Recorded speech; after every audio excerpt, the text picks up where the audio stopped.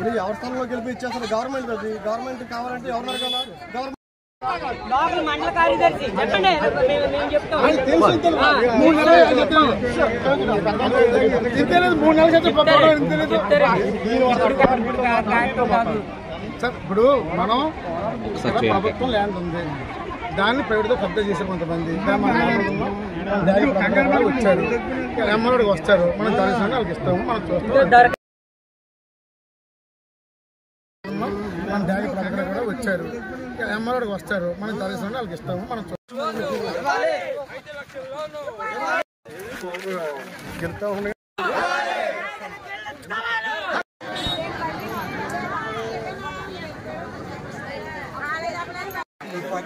ప్రభుత్వం లేకుండా పేదవాళ్ళందరికీ కూడా ఈ 72 ఎకరాలు దానికోసం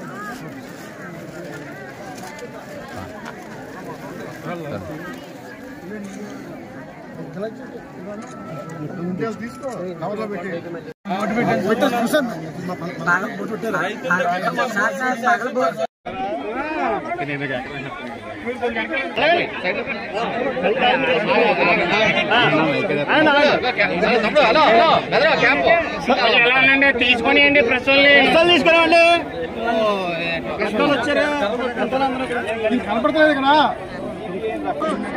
రైతు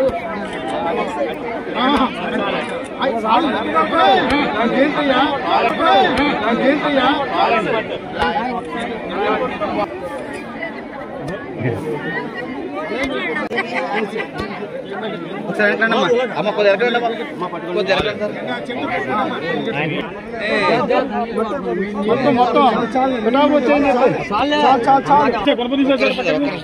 ఇళ్ల స్థలాలు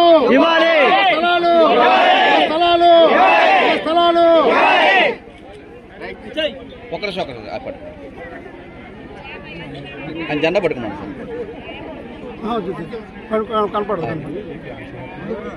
కనపడదు ఓకే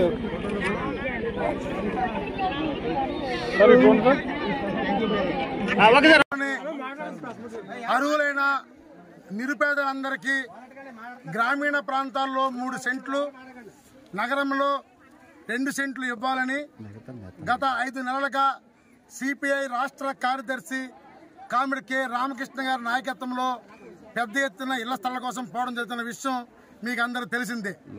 ఈ కొమరగిరి ప్రాంతంలో జరిగిన విషయాన్ని కాకినాడ సిపిఐ కార్యాలయానికి కొమరగిరి 5 గ్రామాల రాజకీయ అతీతంగా ఊరు పెద్దలు అలా ఏ పార్టీలో ఉన్నా సర్పంచులు అందరూ కూడా మా ఆఫీస్కి వచ్చారు.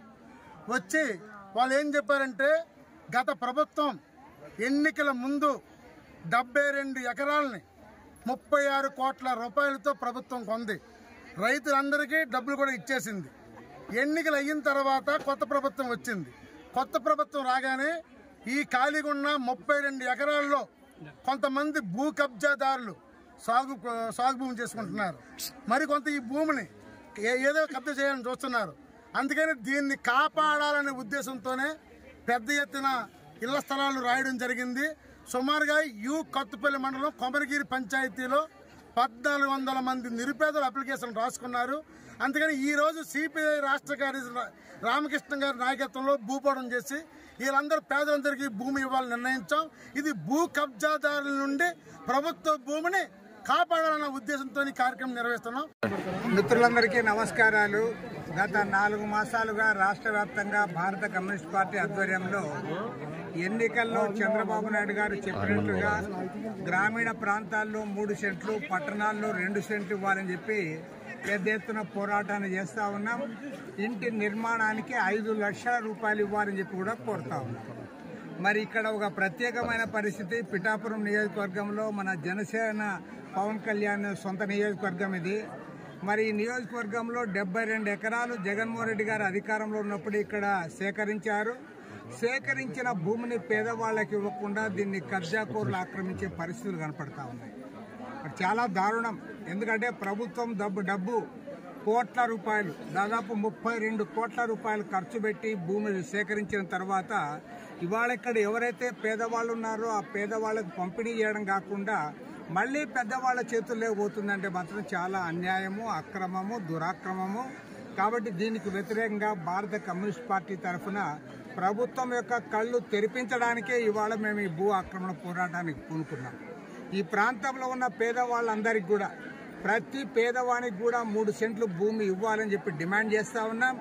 అదేవిధంగా ఇంటి నిర్మాణానికి 5 లక్షల రూపాయలు ఇవ్వాలి.